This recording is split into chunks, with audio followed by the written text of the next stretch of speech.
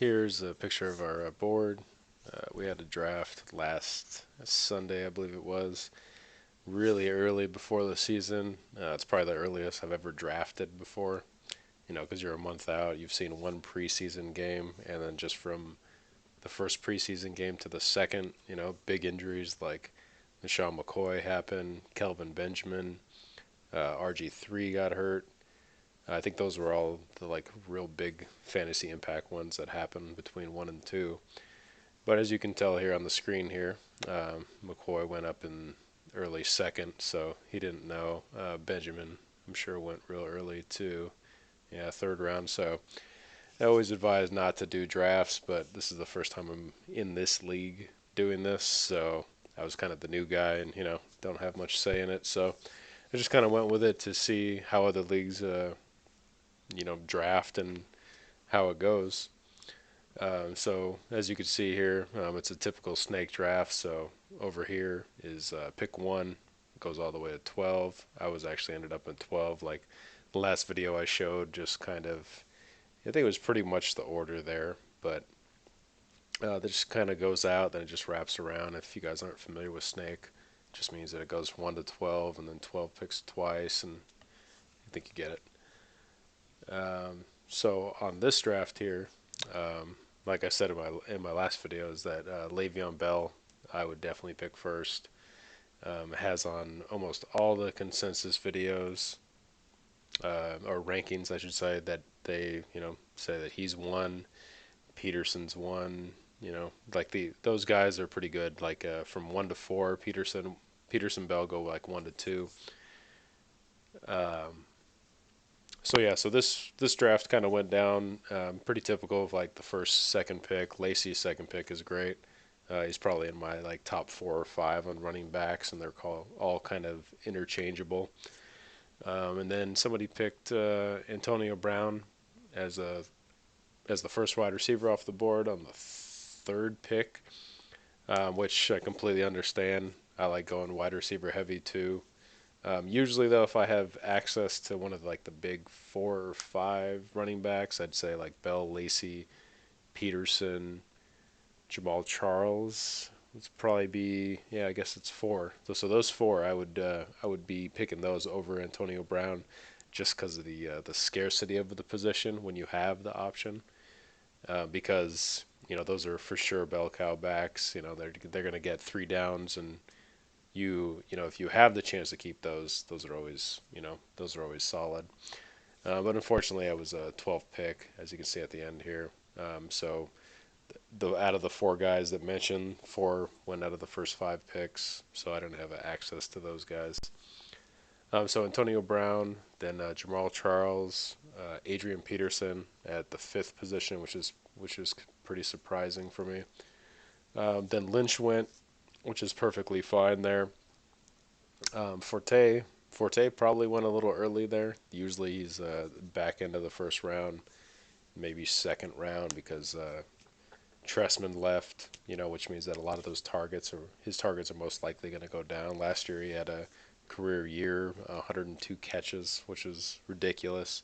Um, so I would probably push him back a little bit. I would rather gamble on somebody like not Antonio, Julio Jones, potentially like Gronk, who went in the second. Um, Even Murray, like a lot of these people, I would probably put Forte, kind of probably right after Beckham here on the next round, as far as if I had my own personal rankings. Then Murray went after that. Murray's solid. Des Bryant as well. He's probably my number 2 or 3 wide receiver. And then here's Andrew Luck. So the reason why this guy picked up a QB so early, I'll switch over to our settings here, is that they actually play in a 6-point touchdown per touchdown. And somebody like Andrew Luck, Aaron Rodgers, if they don't throw 3 touchdown passes, it's kind of like a fluke game. They're almost always going to guarantee get you 20 points right off the bat there. So I could see why he picked it. I'm not a big fan of it. But yeah, so these are kind of our settings. This league likes to, when you have a big game, they like to basically reward you for it. Big plays here, 50 yards plus on the touchdown. They get extra point, 400 points. You get some more points there.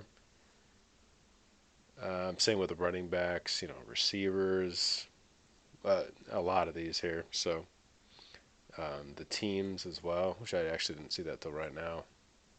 I probably would have picked Philadelphia because they do a lot of funny stuff there.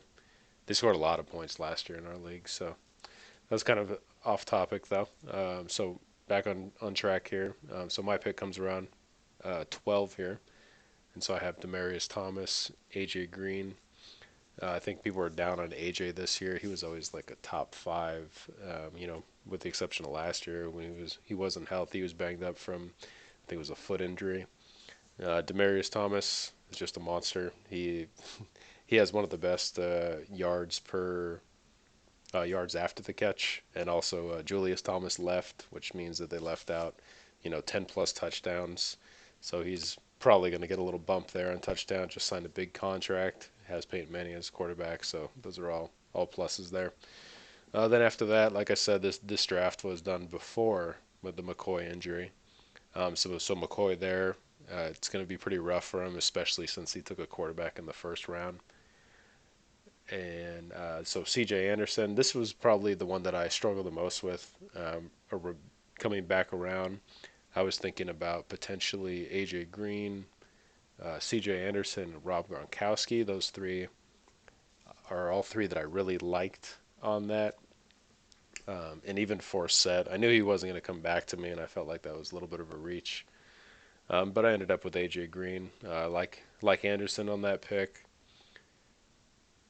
What does that say? Oh, it's Megatron. So Calvin Johnson, I really like that pick. People were down on him for some reason. I think I was a little down on him too, just because he's kind of getting older and having more and more downtime every year. But he's still a monster. Gronk. I think this guy is probably one of the best teams in the league. Real solid. Julio, Gronk right off the bat. Beckham. Everybody knows about Beckham's last year, which is completely great. Which was, I mean, just a ridiculous year. I had him last year, and he won my league for me, hands down. But those are pretty hard numbers to be consistent.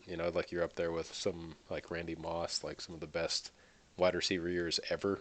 So those numbers will probably come down a little bit, but he's still first, second round pick, which is perfectly fine. Aaron Rodgers in the second. Like I said, our league is pretty quarterback friendly as far as the points go, so that makes perfect sense. Jordy, after all so AJ Green, he's still in that top tier of wide receiver ones. He's kind of the end of it for me, because then you break into Cobb.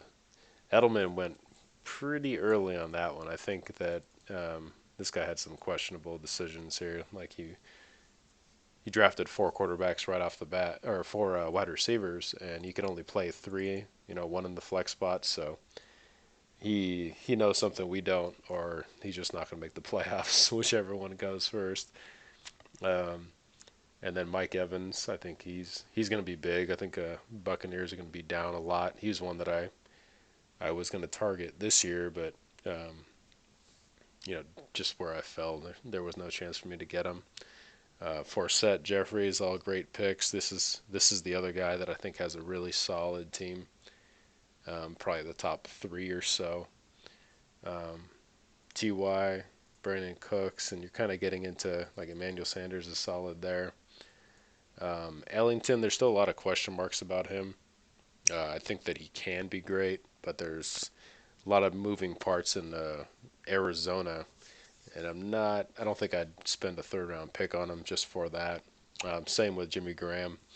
Not really sure how that's going to pan out. The yardage is probably going to go down. Touchdowns maybe go up. That's kind of like it's a big question mark for me there. Lamar Miller's great. Peyton's great as well. And that injury really hurt him at the end of last year. And then Kelvin Benjamin would have been a great pick before season-ending injury. DeAndre Hopkins, he's one I'm kind of so-so on. I think he's ridiculous talent, but there's some quarterback problems there. First time he'll be a wide receiver 1, so I'm not 100% sold on that one. And then comes back to my pick after I tell you I'm not sold on when I pick Spiller, which is kind of so-so. Like when you're looking at it, Gore was available because it wraps around this way. Gore, Joseph Randall before he was hurt for the second time, Mark Ingram, Jonathan Stewart as well, Alfred Morris. Those are probably ones that I would be okay with. I just felt like Spiller had more upside. They have, I think the Saints had something like 200 plus targets to the running backs for the last few years, and they're pretty much always top few teams on that. So, and he's just a ridiculous talent. If he could stay healthy, he's ridiculous. He's a monster. So then I went Matthews, which is there's a lot of hype out of it, out of Eagles camp saying that offense is going to go through him. He had a really good rookie year last year. Good rapport with Sanchez, who potentially could be the starting quarterback if Bradford gets hurt because he's hurt a lot. So I think that he's a really solid pick. And having those three receivers, shores up my flex spot there. I feel very confident against any other set of receivers that are in our league. And then so the running back is lacking a little bit. And then I try to fix that later in the rounds. So Melvin Gordon, who's I think he's a ridiculous talent, but running backs always have problems first year. I think that's too early for running back.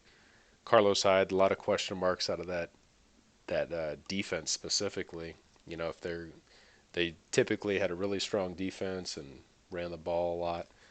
So you could pick up a Gore, and have like pretty solid numbers, probably like more like RB2 numbers, which is round 4. That's a perfect place for him.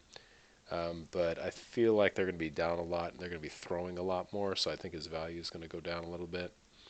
Sammy Watkins is one I would probably stay away from too. Bills quarterbacks, Tyrod Taylor's kind of leading the pack right now, and you don't really have much tape on him. You don't really know where he's going to go, so he's one that I kind of stayed away from. Gore is a good pick. That was one of the few that I would potentially swap with Spiller. In hindsight, at the end of the year, if Gore goes off, of course I want him back, but just not how it went. Amir Abdullah went really early. This guy in our league has a lot of really young guys. I felt like he reached on a lot of these guys. I think Abdullah was going to be reached by somebody in the 4th round, so I don't feel like that's a bad pick. But when you look at his team, yeah, it's just not one that I would draft, but who knows. Kendall Wright in the 5th too. That was kind of a questionable. Oh, I'm sorry, I swapped. So Doug Martin, he potentially has a lot of upside there. A lot of hype going on around him, saying that he's going to be the guy. Joseph Randall couldn't have been put in a better situation. He's hurt twice now, so you don't really know. It might be a running back by committee, which would suck. But he has everything just lined up for him. Ingram, I think, is really solid, really good. I think a 1-2 punch with him and Spiller. I think the Saints' defense is going to be a little bit lacking, so that's why I picked up Spiller at the end. But I think Ingram will get the initial down touches. Golden Tate, this was the 4 wide receiver in a row guy. Not really sure. I think there's, you go for a quarterback, a running back, quarterback, tight end. You go for something else besides wide receivers. So I don't know. I'm not sure what he was thinking. Jonathan Stewart I like in the 4th, especially with getting into that tier of running backs. I think he has tremendous upside. If he can stay healthy, he's arguably the most explosive running back on the field. And then we go into Russell Wilson to end off the 4th, which is a good pick. I usually go a little bit later, but 4th, 5th for Wilson, which is great. So that's probably where I'll stop this video here. First 4 rounds. Let me know if you guys saw anything funny like I did, with Philip here. Philip had some question marks. Joey, and same with Danny too. I felt like everybody else was, kind of on par with where people should be taken. But yeah, let me know, and I will follow up this video with probably like 4 through 8. All right, talk to you guys later.